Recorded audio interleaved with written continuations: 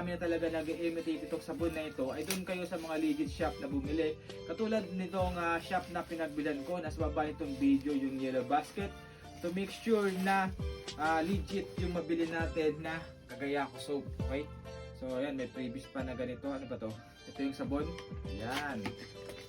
1, 2, 3, 4, 5,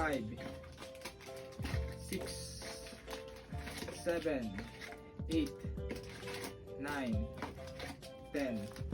10 pieces na Kagayako soap. Kaya nag-order na ako ng marami para hindi ako maubusan ng supply. Again, paalala lamang, to make sure na legit yung mga Kagayako soap na inyong mabibili, ay make sure na mag-order kayo sa mga legit shop or authorized shop. Katulad nitong seller na nasa Yellow Basket. Ayan, dyan ako nag-order para masigurado na legit na Kagayako soap ang inyong matatanggap.